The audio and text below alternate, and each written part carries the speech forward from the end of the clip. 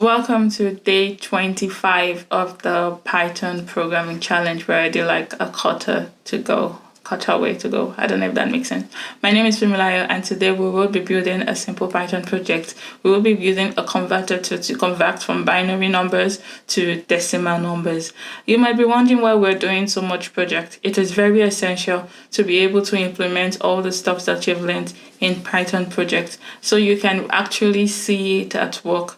So let's build a simple Python project. Hello everyone and welcome to day 25. Day 25 of the Python programming challenge. And today is a simple project. We will be converting from binary to digital to decimal, and from decimal back to binary. And we will be using the int function and the bin function for the conversion.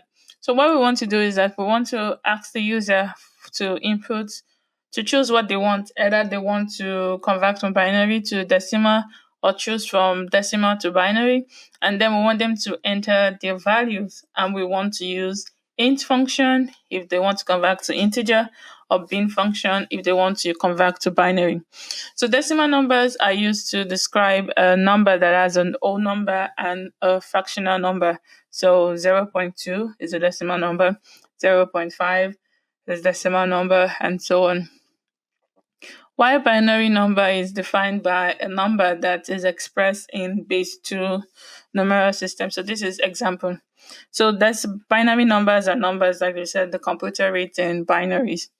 So we would have two functions and we would get the input from the user. So the first function would be to convert from decimal to binary. So we'll define our function decimal to binary, and we want to take the decimal number and we want to return the bin function of the decimal number that we get. And then to convert from binary to decimal, it's also the same process. We have our separate function and then we'll have our binary and we'll return int. We're using the int function for the conversion. And then we want to get our input from the user.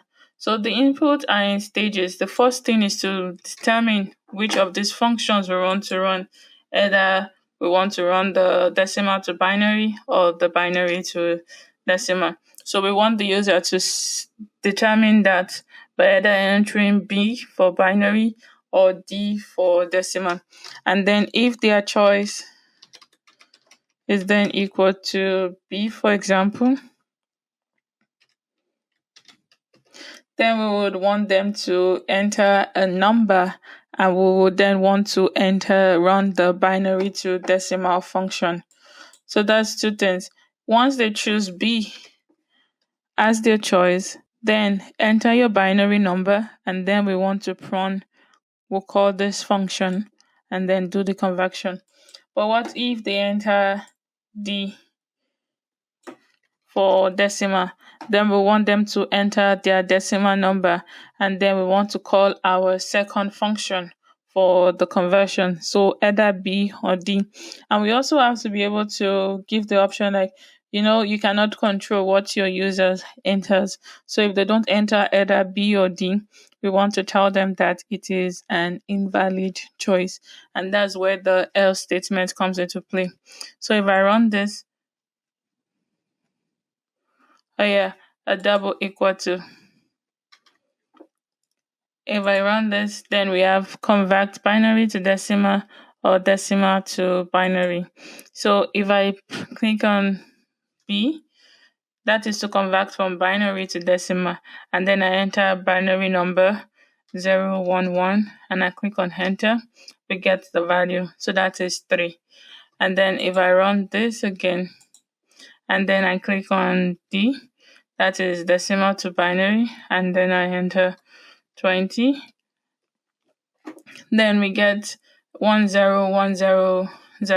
This is a prefix that tells us that the number is in binary. If you want to remove the prefix, we can cut the string. So let's do that. So if I put this here and let's run it again to remove the prefix. So this is saying that we want it to start from the second index, so 0, 1, 2. So it will start from 1, 0, 1, 0, 0. And then I run this. So we're doing from decimal to binary, that is D. And then I enter 20. You see the whole B is gone. The prefix is gone.